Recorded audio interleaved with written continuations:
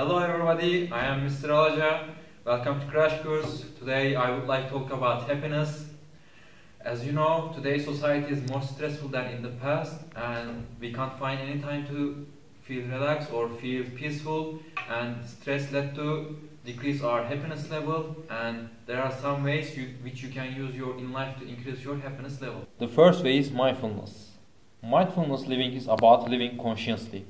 And according to Jon Kabat-Zinn, the awareness that emerges through paying attention on purpose, in the present moment, and non-judgmentally to the unfolding experience of moment by moment.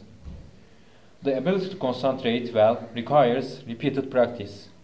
One way to do that is to practice mindfulness meditation. Sitting down with our eyes closed and observing our physical sensations, thoughts, and emotions from a distance without judgments.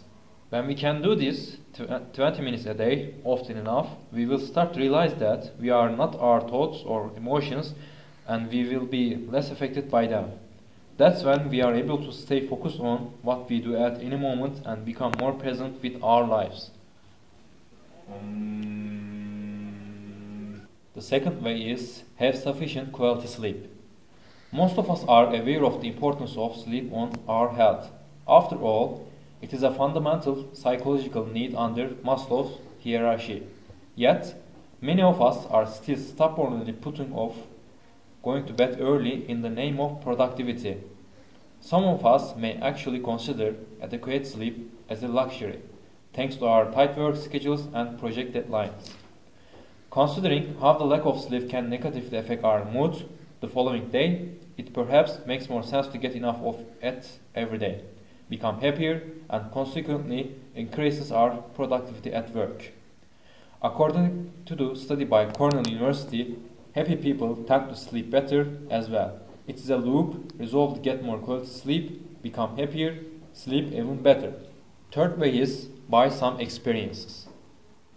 Study from Cornell University reaffirmed this by proposing that acquired experiences are less tangible and hence harder to subject to social comparison. The result is that our happiness level doesn't adapt to such personal experiences as quickly as we habituate to purchase goods.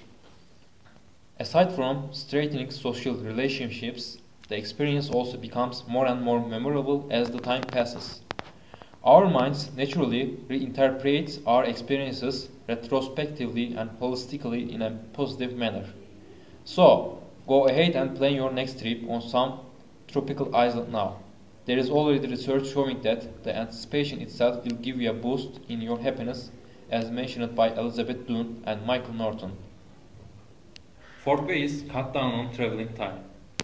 Previously, I also mentioned that certain events in life could permanently lower our happiness.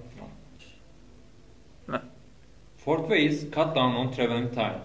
Previously, I also mentioned that certain events in life could permanently lower our happiness baseline. Chronic long commutes are such an event.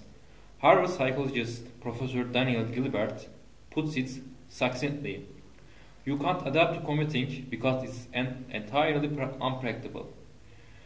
Driving in traffic is a different kind of hell every day. Fifth way is smile. According to one of the earliest research on the effects of smiling on our mood conducted by psychologist Robert Zajonc, numerous similar studies followed, with some claiming that smiling relieves stress and anxiety. Others, such as Christopher Barnes from Michigan State University, found that city bus drivers who smiled for the sake of smiling throughout the day had their mood worsened and withdrew from work. The effects were found to be especially true for women. When we smile, there are some biological processes that somehow trick our brain into thinking we are happy. For this reason, our moods are lifted reflexively. Of course, this is just a brief intervention, which is only effective momentarily and definitely not something that can make you happier as a person in the long run. Nevertheless, if doing something as simple as smiling could help us feel a wee bit better about lives and get other people smile as well, I don't see why we shouldn't do it more. The last way is have at least 10 good friends. We will first need to have at least 10 good friends before we can reach the minimum happy level.